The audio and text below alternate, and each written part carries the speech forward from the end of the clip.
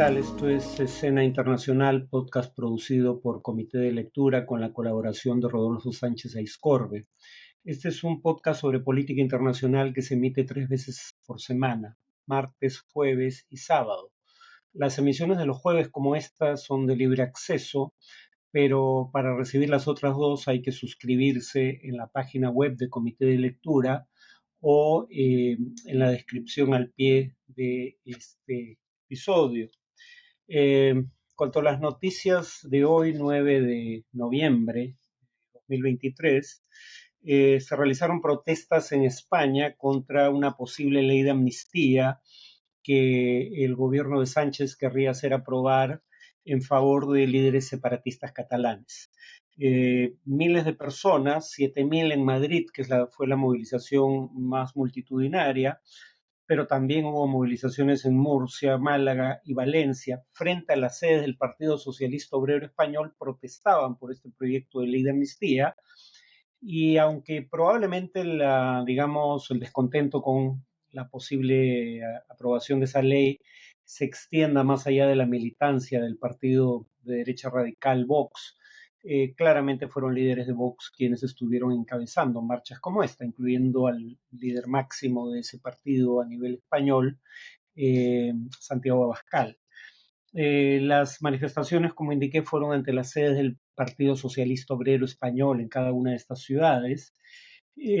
porque este busca cerrar un gobierno de coalición que incluiría a los independentistas catalanes, quienes, sobre todo el partido Junts, Juntos por Cataluña, Junts en catalán, exigían digamos, como precio a su voto en favor de la investidura de Sánchez como jefe de gobierno esta ley, conceder amnistía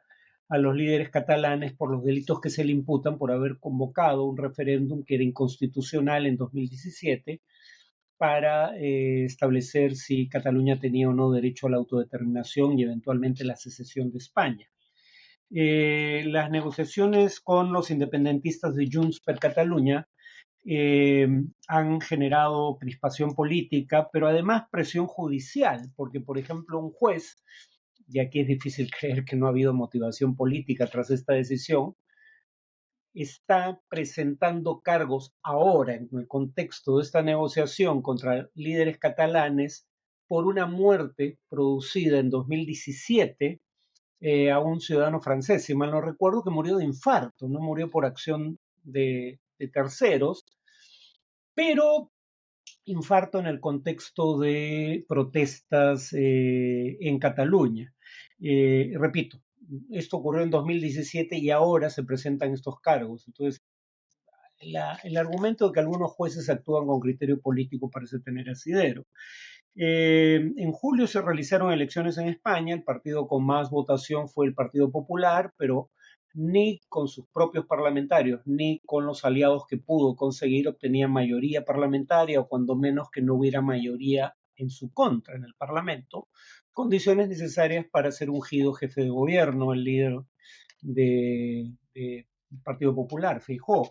Entonces ahora le toca al partido que obtuvo la segunda mayor votación, el Partido Socialista Obrero Español, intentar formar gobierno, y necesita para ello a todos los partidos independentistas, vascos o catalanes, y entre los catalanes hay esta demanda de la amnistía. Y este es el contexto en el que hay que entender estas protestas, si el Partido Socialista Obrero Español no logra los votos necesarios para ungir a su jefe de gobierno en ejercicio, nuevo jefe de gobierno, o jefe de gobierno por un periodo adicional, eh, hasta el 27 de noviembre tendría que haber nuevas elecciones en enero del próximo año. La segunda noticia es que el gobierno de Estados Unidos lanzó una severa advertencia al gobierno de Venezuela. Básicamente la advertencia consiste en decir que tiene hasta el 30 de noviembre para habilitar a todos los candidatos a competir en las elecciones de 2024, incluida obviamente María Corina Machado, que fue elegida candidata de la gran mayoría de la oposición en primarias internas, o de lo contrario Estados Unidos volverá a imponer sanciones que se levantaron temporalmente y de forma condicionada tras el acuerdo que alcanzaron el gobierno y la oposición venezolana el 17 de octubre pasado en Barbados. Maduro respondió que el 2024 habrá elecciones con sanciones o sin sanciones, dijo, recordando que Venezuela era un país soberano y que no cedería al chantaje. Es el problema cuando se usa la soberanía para justificar los abusos de poder, ¿no? Termina pareciendo una mala palabra. La mesa de diálogos en Barbados había logrado, uno, que Estados Unidos levante por 6 meses algunas de las sanciones, básicamente las sanciones a empresas como Chevron para operar en la industria de petróleo o gas en Venezuela, a cambio de que el gobierno aprobara un cronograma electoral para la realización con observadores internacionales de elecciones generales democráticas en 2024, revisara la inhabilitación de candidatos, entre ellos la inhabilitación que pesaba sobre María Corina Machado y que le impedía ser candidata a la presidencia, y además la liberación de, cuando menos, parte de los que la oposición y Estados Unidos consideran presos políticos, aunque el gobierno de Maduro lo niegue. Hasta ahora solo se habían liberado 5 de los más de 200 presos políticos, y aunque la oposición pudo realizar sus primarias el 22 de octubre pasado, un dictamen del Tribunal Supremo de Justicia, sometido al poder político, no es independiente, suspendió los efectos de la primaria que ganó María Corina Machado y la Fiscalía General inició una investigación por supuesto fraude contra los responsables de la Comisión Nacional de Primarias, que fue la entidad que condujo el proceso. Lo que nadie termina de entender es por qué el gobierno venezolano llegó a estos acuerdos en Barbados si no tenía mayor intención de cumplirlos. O sea, porque claro, el premio era evidente. El levantamiento parcial de las sanciones de Estados Unidos contra Venezuela en el escenario más optimista podía incluso duplicar los ingresos por exportación de hidrocarburos del gobierno venezolano. La presunción es que ese era un incentivo suficientemente poderoso como para que el gobierno cumpliera con las concesiones políticas acordadas en Barbados, pero ahora parece ser el caso que no tenía intención de hacerlo, lo cual lleva a una pregunta obvia. ¿Para qué rayos llevaron a cabo esa negociación y alcanzaron esos acuerdos? Presumo, en lo personal, confieso más bien que no lo entiendo. Por último, en Ohio, un voto popular, un referendo, aprobó que el aborto fuera incluido como un derecho en la Constitución del Estado. Según proyecciones, hay una mayoría que votó en favor de esto, lo cual es importante teniendo en cuenta que Ohio es un estado que no solo tiene un gobierno republicano, un gobernador republicano y una mayoría del Congreso estatal de ese partido, sino además es un estado donde Donald Trump, en una elección de 2020 que perdió tanto a nivel del colegio electoral como en el voto popular, sin embargo, en ese estado, en Ohio, ganó con un margen de 8 puntos de ventaja sobre Joe Biden.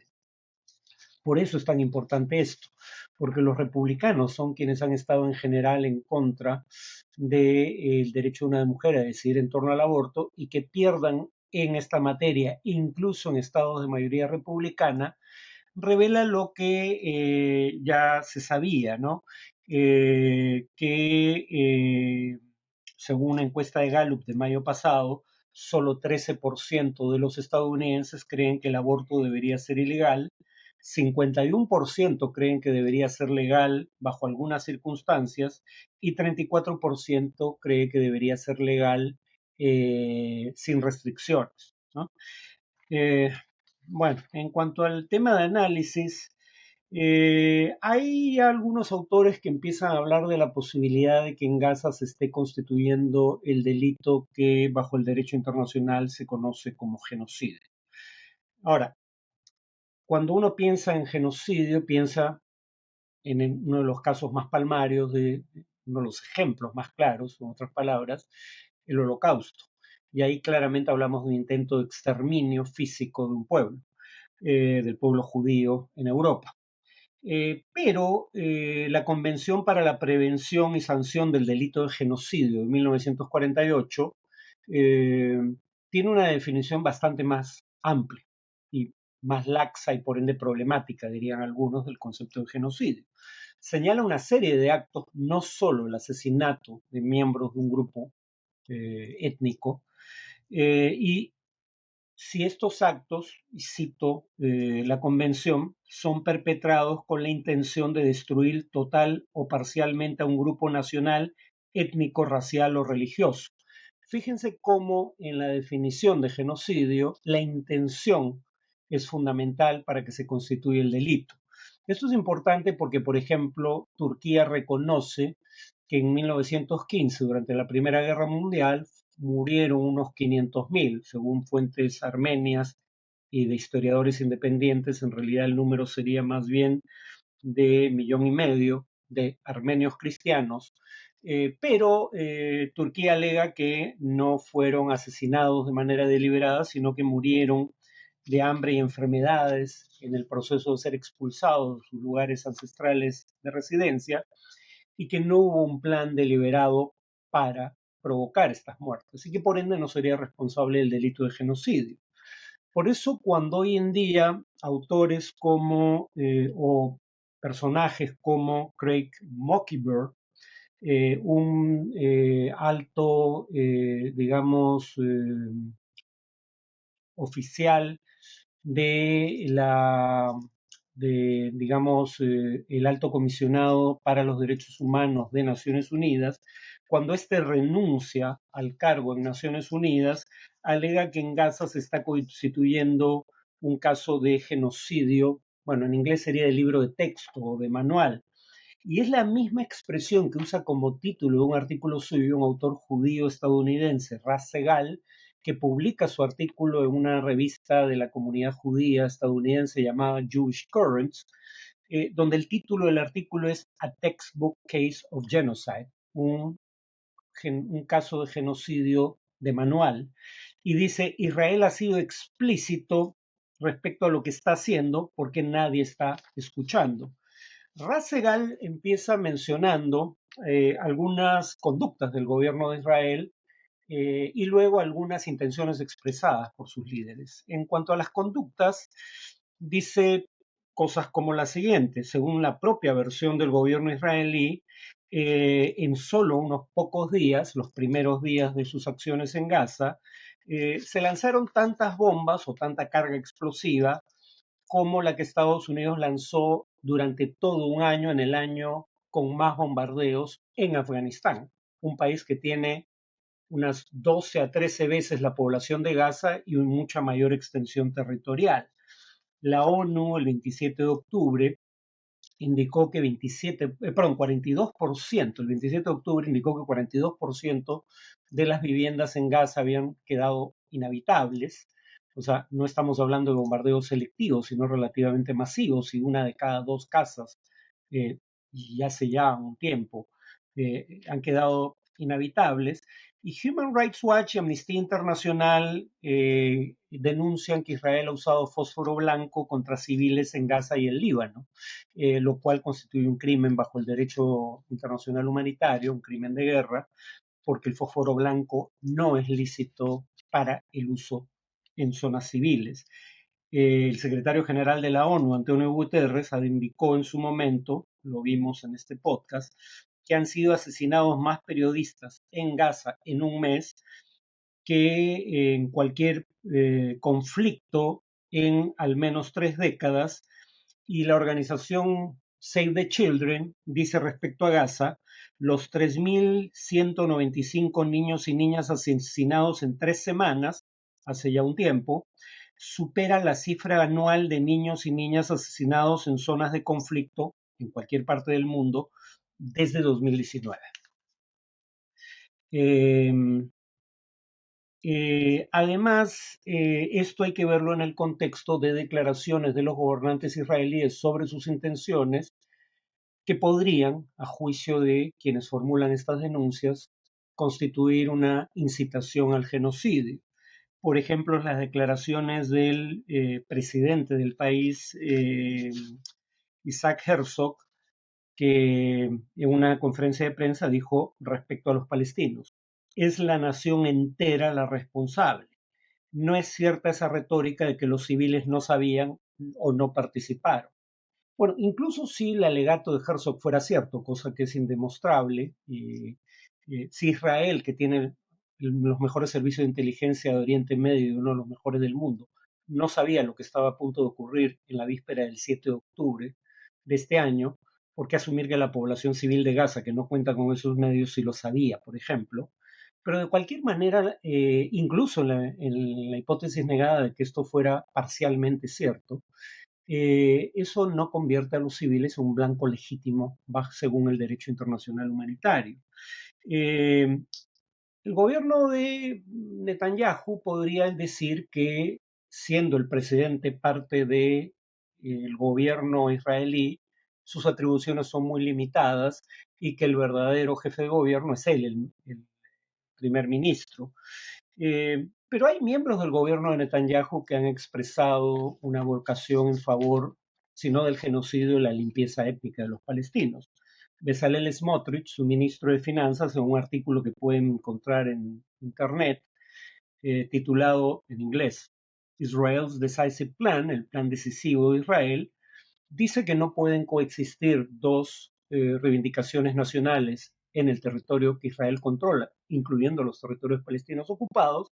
y que los palestinos o renuncian a su identidad nacional y viven en Israel sin derechos políticos,